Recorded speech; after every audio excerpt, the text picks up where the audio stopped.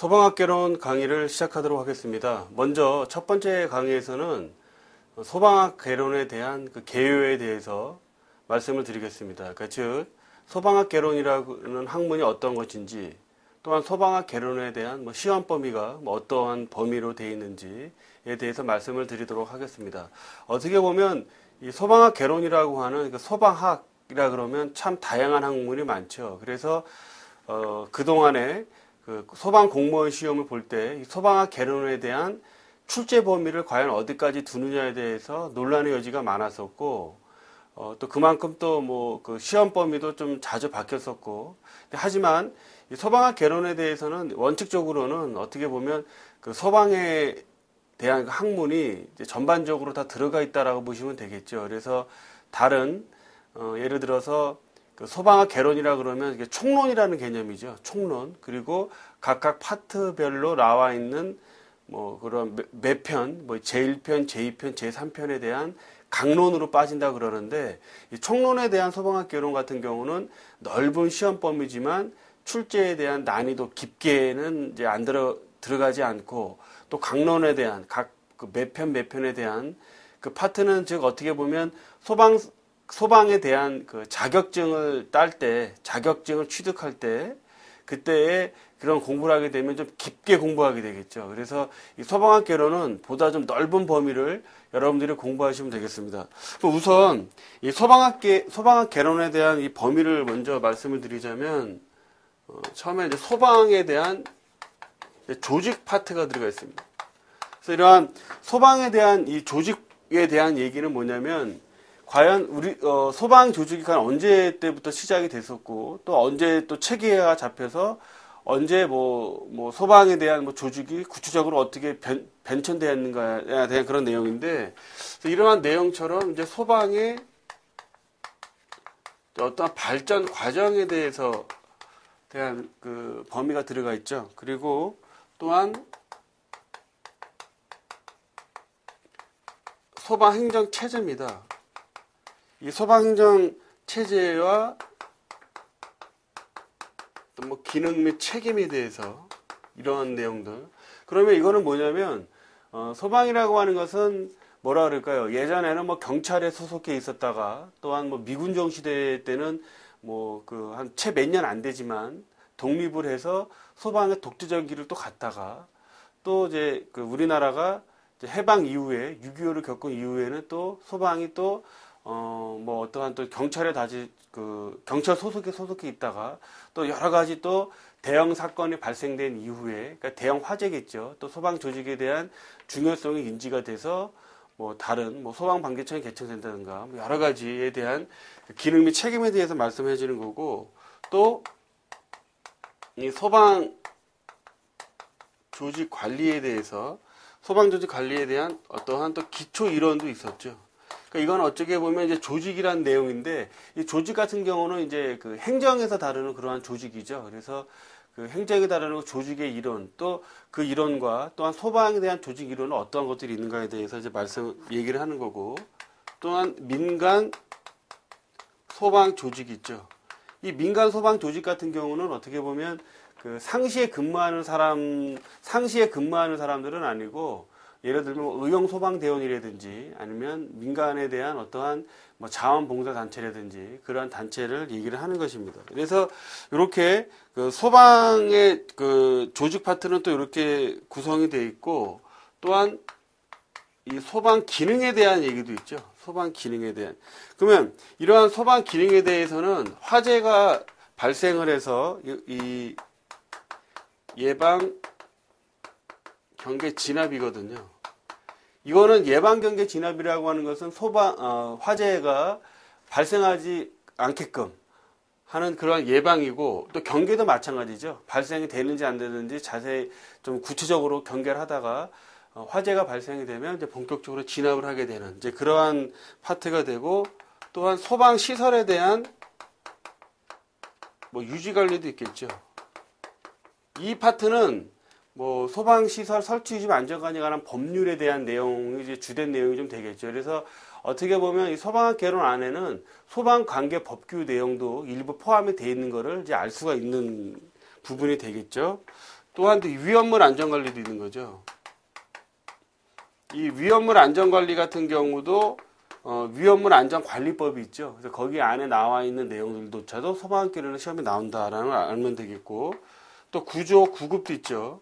이 구조 9급은 소방 기본법에 명시되어 있는 내용들이 있죠. 그래서 그러한 파트를 얘기를 하는 거고, 그리고 또한 이제 소방 조직에 대한 기능, 그래서 이러한 내용들이 이제 소방 조직에 대한 내용이고, 또한 이제 재난 관리도 있습니다. 물론 재난 관리를 담당하는 조직이 소방 조직이죠. 네, 그렇게 이제 우선 알아두고, 그러면 재난 관리에 대해서는 우선 어떤 재난에 대한 특성, 뭐 재난에는 어떠한 특징이 있다. 또한 재난 관리에 대한 또 특징이 있겠죠. 그리고 또한 어떻게 보면 재난관리 체제에 대한 어떤 특징이 다 있습니다. 이렇게. 그래서 세 가지 재난관리 체제에 대한 우리나라에서는 어떠한 특징이 있느냐. 이제 그러한 내용들이 되겠고, 또한 이 재난관리는 재난 및 안전관리 기본법이 있죠. 이렇게. 그래서 이 법이 왜 만들어졌는지, 또 예전 법이었던 뭐 재난관리법이라든지, 또한 민방위 기본법이라든지, 또 자연재해 뭐 대책법이라든지 이러한 법들이 있는데, 요즘에는 재난 및 안전관리 기본법을 이제 총괄해서 한다. 그러면 이 안에 법에 있는 기능이 뭔지, 또 어디까지 가면 포함이 되는 건지, 또한 이 재난은 뭐 자연 재난도 있고 인적 재난도 있고 사회적 재난도 있고, 또 이러한 것들에 대해서 이제 두루두루 다루는 게 되겠죠. 자, 그리고 또 이제 연소 이론이라는 파트도 있죠.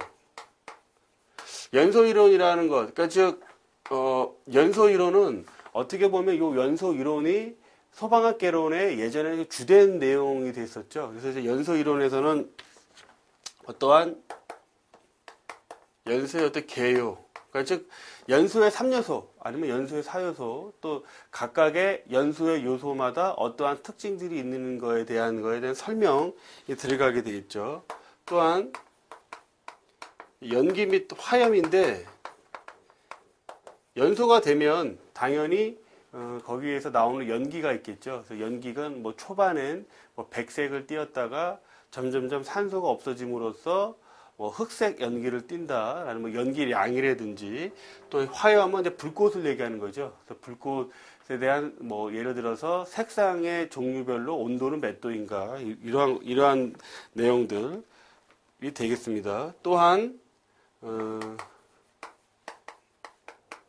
폭발 이론에 대한 내용도 있겠죠. 그래서 폭발은 뭐 그러니까 340m/s보다도 뭐 작을 시에는 폭연, 그거보다 더 클 때는 뭐 폭경이라든지, 또 폭발의 여러 가지 종류도, 물론 폭발에 대한 학문은 생각보다 쉬운 학문은 아닙니다. 그래서 폭발에 대한 것을 방지하기 위해서 뭐 방화 방폭이라고 하는 그러한 시스템도 있겠고, 뭐 분진 폭파도 있겠고, 뭐 여러 가지 폭파들이 많이들 있죠. 뭐 불내부 현상들도 있겠고, 그래서 이 연소 이론은 이렇게 이런 학문을 다루고, 그리고 또한 이제 화재 이론이 있죠. 화재 이론은 이제 우선 화재에 대한 이제 분류를 얘기하겠죠. 화재에 대한 분류. 뭐 A급, B급, C급, D급이라는 화재가 있고, 또한 연소하고 화재의 차이점이 뭐 어떤 게 있는지에 대한 것들. 그러면 이 화재는 뭐 건축물에서도 화재가 일어나겠고, 그리고 또한 위험물 화재도 있겠죠. 여기서 나오는 이 위험물의 화재는 또 여기 위험물 안전관리와도 일맥도 상통하는 부분도 있을 겁니다. 자, 그리고 또한 마지막으로 보면 이제 화재 조사도 있죠. 물론 이 화재 조사는 화재 조사라고 하는 것은 소방 기본법에도 명시가 돼 있고, 또한 화재 조사라 그래서 뭐 일부 좀 중요한 내용들은 또 별도로 끄집어내서 강의하는 경우도 있는데, 그래서 아마 소방학개론에서는 화재 조사도 이제 중요한 파트가 좀 되죠. 왜냐하면 화재 조사를 통해서 그 화재가 뭐 실한지 방한지, 또한 그 어떠한 화재가 왜 이렇게 그러니까 즉 연소가 확대가 됐는지에 대한 것도 여러 가지 다 조사를 하게 되는 그러한 내용들이니까 이렇게 되겠습니다. 자, 그리고 마지막으로 가서 이제 소방시설까지 이렇게까지만 보겠습니다. 그러면 이 소방시설은 이제 소화에 대한 이제 원리가 있죠. 원리가 있고 소화약제, 소화원리, 소화약제, 또 소방시설이 있습니다. 그러면 제가 지금 이렇게만 지금 썼지만 이 소방시설이라고 하는 게 잠시만요. 이게 이제 소위 말하면 이제 소화 이론이죠. 그러면 이 소화 이론이라고 하는 건 진짜 불을 끄는 것을 얘기를 하겠죠. 그렇게 되면 각각의 이 연소나 화재에서 일어나는 것 중에서 뭐 한 가지를 제거하는 게 소화 원리가 되겠고, 또한 소화 원리를 통해서 약제를 개발해서 불을 끄게 되는 게 이제 소화 약제고, 또 소화 약제를 나가게 하는 장치들이 바로 소방 시설이 되겠죠. 그러면 이 소방학개론은 전반적으로 어떻게 표현이 되냐면, 첫 번째 저 소방 조직에 대한 내용들, 또 두 번째 이 재난 관리에 대한 내용들, 또 세 번째 연소 이론, 네 번째 화재 이론, 마지막으로 소화 이론, 이렇게 지금 정리가 되지만, 어떻게 보면 물론 제가 여기서 써드린 것 이외에도 뭐 내용들이 더 있을 수가 있겠지만 현재는 이렇게 되어 있는데, 이 5가지 분류에서는 소방에 대한 전반적인 게 거의 다 포함이 돼 있다고 보면 되겠죠. 그래서 그만큼 소방학개론은 범위가 넓고, 또한 범위가 넓은 만큼의 좀 깊게 있는 문제 출제하기는 좀 약간 좀 깊게 출제되는 경향은 대부분 없다고 보면 되겠죠. 물론 어려운 문제도 출제가 될 수가 있겠지만, 그래서 우선은 이 소방학 개론에 대해서는 이제 범위는 이제 이 정도 얘기지만, 결론적으로 말씀드리자면, 물론 제가 앞으로도 강의할 때 이제 계속 반복적인 강의가 많이 될 겁니다. 왜냐하면 워낙 범위가 넓다 보니까 그 넓은 범위를 여러분들이 좀 더 효율적으로 공부하기 위해서는 계속해서 반복적인 강의를 듣고, 또한 그 난이도 면에서는 그렇게까지 막 어려운 건 없습니다. 대부분 단수 남기 위주가 많기 때문에 여러분들이 좀 더 보다 좀 폭 넓게 공부하는 게 좋지 않나라는